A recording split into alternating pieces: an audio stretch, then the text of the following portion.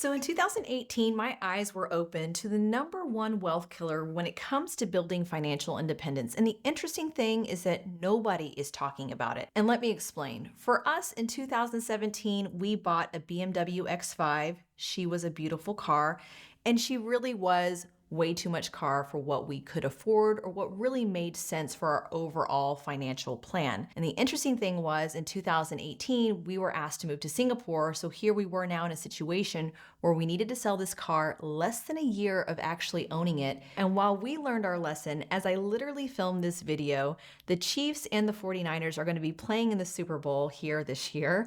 And while many of you may be Swifties or some of you may be really interested in watching Usher, I'm not going to lie, I will be up way past midnight watching Usher. But the reality is as you watch the game, I guarantee you that there are going to be images of status, images of the next new car, some great deals on a car. But truth be told, January and February are actually the worst months to get a deal on a car because most dealers and manufacturers incent car sales at the end of the year, December being the best year actually to make a deal on a car. So if you're shopping for a car right now, take note, but don't worry. In today's video, I'm going to share with you how to make your car buying purchase not the number one wealth killer when it comes to building financial independence. And so I'm not only going to break down the 3 different car buying purchase options that you have, and I really got to nerd out in my spreadsheets, but we'll make some observations on those 3 different scenarios using 3 different cars actually.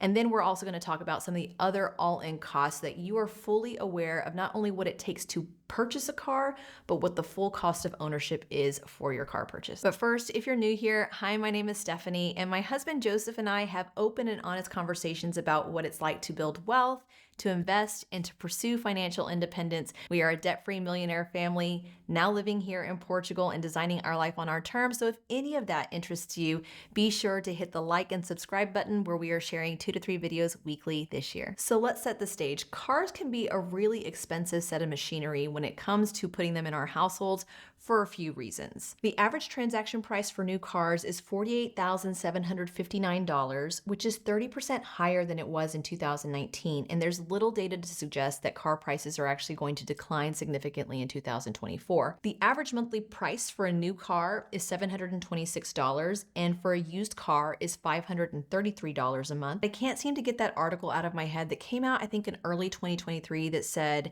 15% of new cars and 5% of used car monthly payments are over $1,000 a month. So if you think about it, if the average American monthly salary is $4,865 a month, you're paying these monthly payments depending on if you buy new, used, or over $1,000 a month in monthly payments, depending on your monthly salary, and that is just for one car. So if you're truly finding yourself in a situation to need to buy a car in 2024, let's walk through the 3 different options of which you can purchase a car and the 3 different car scenarios, and we'll talk about some other observations and costs after that. So the first way to buy a car is to buy it outright in cash. And while this is the most simple and straightforward way, it's really important to make sure you do your due diligence to make sure that you're getting the best deal for the car. Don't walk straight into the dealership and tell the first person that you talk to that you're planning on paying in cash because you're not going to get the best deal. The second option for buying a car is financing the car. So this is where you put a down payment down for your car. You receive a loan with an interest rate for a set number of months, and those months equal about 3 to 4 years typically. And once you pay off the loan, you now own the car and you can resell the car if you choose to do so. The third option is leasing a car. And with this option, you can choose to put in a down payment. You then make monthly lease payments with a certain interest rate for a certain term of months. And after that term expires, you then return the car so you do not have ownership of the car and you cannot resell it. So let's break down the main factors that go into the true cost of purchasing a car using these 3 different car purchase options and these 3 different cars to build out our scenario. We're going to use a 2024 Honda Civic LX that has an MSRP of $23,950, which is rated one of the best value for your money cars. We're going to use a 2023 BMW X5. It's going to be certified pre-owned and less than a year old, which is like the scenario of when we bought our car in 2017. And a 2019 BMW i3 electric vehicle that we actually purchased here in Portugal in 2022. And at the time of purchase, that car was 3 years old. So while I built out these scenarios, these are the 3 main buckets that really influence the overall cost of purchasing a car. And these buckets are your down payment, the overall payments that you make on your car, assuming an either financing or a lease option, and then ultimately what you can resell your car for if you own the car in any of these scenarios. And so since we're working through 3 different car purchase scenarios, I lay all 3 of these different factors out so you can see how each of them impact the overall number. As an example, when you pay cash, you don't have the payments with the interest. Whenever you do the financing option, you have all 3. And then if you decide to purchase via leasing, you don't have the resale option in the overall equation. And so in the background, I ran all 3 of these scenarios for all 3 of these cars in detail in a spreadsheet so that you don't have to go through all of that. But if you are a data nerd like me, or if you like looking into the details and educating yourself further, you can actually download the spreadsheet that I used in the description link below. I also went through a lot of different loan, lease, car value, car cost calculators. And so I listed all those calculators in a second tab in the sheet. And I put some of the pros and cons and my observations of what I liked about those different calculators if you're interested in looking at that information. So I'm pulling up the summary here, and I want to walk you through some of the high level assumptions. In all of the scenarios where you could put a down payment outside of the cash full payment, I assumed $5,000 of down payment.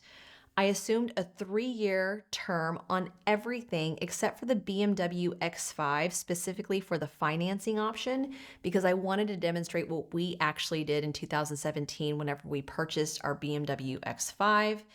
We assumed 6.99% on the financing options for all the financing options and 7.2% on the lease terms. And then the cash terms on the BMW i3, I actually kept them real based on what we actually paid for ours here in Portugal. And I converted all the figures from euro into dollars because that's what we actually did in 2022.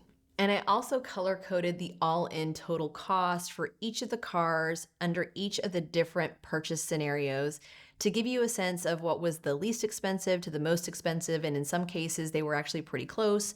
So green is the least expensive.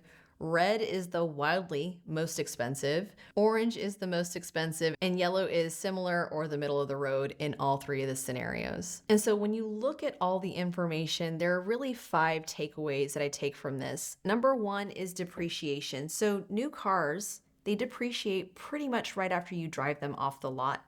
Within a year, many of cars lose 20% of their overall value. And then after that, they lose about 15% of their value every year until the 4th or the 5th year mark. The second thing is financing and extending the terms. So extending your loan terms past 36 months, let's say to 60 months or 5 years, it may get you a lower monthly payment, but in most cases, you're tied to a higher interest rate. And over the long term, you're paying a lot more overall. You could easily also be upside down in your car if you have to sell the car, like let's say 1 year, 2 years, maybe even 3 years into the loan term. And that's actually where we found ourselves with our BMW X5 whenever we had to sell it in 2018. We definitely learned our lesson. The third thing is interest rates. Putting 10% down and having a high credit score will really help you in today's interest rate environment and just overall whenever you think about buying a car. The fourth thing is there is an opportunity cost when it comes to buying a car all out in cash. Admittedly, if you put that amount of money into, let's say, a high yield savings account, giving you 4 to 5% in overall APR every single year, or even into the stock market where you could put it into something like the total US stock market or the S&P 500, delivering an 8% to a 10% rate of return. Of course, you may get more return on that money versus putting it all in sunk into your car. Now, for us, whenever we navigated this purchase of paying cash, we did all of the work in our spreadsheets to get a sense of, does it make more sense for us to put our money or keep it in the stock market, or should we put this money into the car? For us, in the lifestyle that we are living right now, we want to continue to be debt-free. We enjoy being debt-free. We find value in it. And psychologically, having to make a monthly payment on this car just didn't make sense for us, so we chose to go ahead and pay for our i3 in cash. And the last observation is there are pros and cons to leasing. If you want a lower monthly payment, leasing can typically give you that option. You also may be able to get out of a lot of the hefty maintenance fees because many a times whenever you're leasing a new car, the warranty covers that first 3 years, so that first 36 months of the lease term.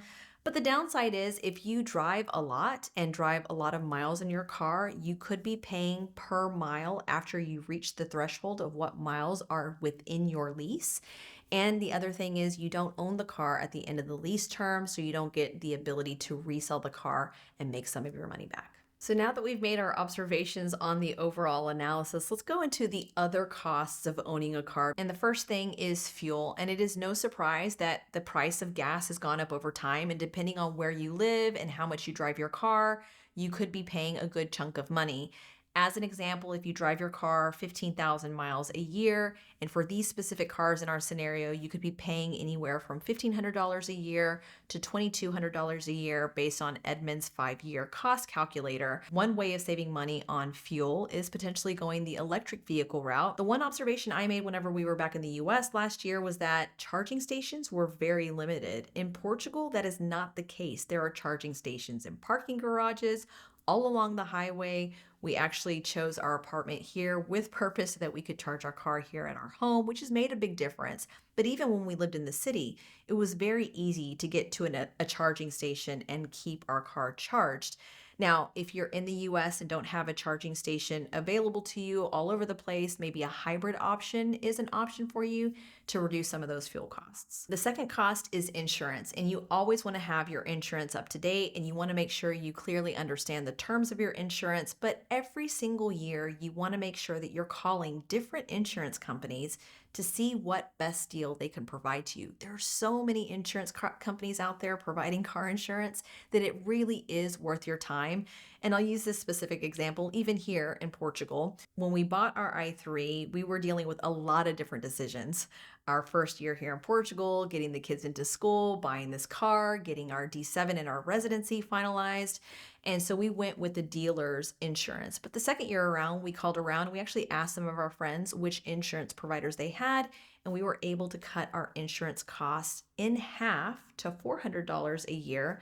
And while I recognize that that is significantly lower than what you probably could pay in the United States, it still goes to show that it is worth making sure that you do your due diligence on calling around and shopping for the best insurance rate. And the last bucket of costs that I'll talk about is maintenance and registration. This in general is just something that you need to stay on top of, because if you don't stay on top of it, it could actually cost you more money in the long run. So here's the thing. Majority of you in the United States, depending on where you live, are going to need a car. My hope is that by sharing this with you today, you not only know the 3 different car purchase strategies and how they impact your pocketbook, but that you also know the all-in costs of truly owning a car so that you can make the most realistic and informed decision for yourself as you're working to pursue financial independence and design your life on your terms. If you found value in today's video, please be sure to like and subscribe to our channel. And I hope today's discussion gave you a little bit more food for thought and some data and tools to give yourself permission to be wealthy.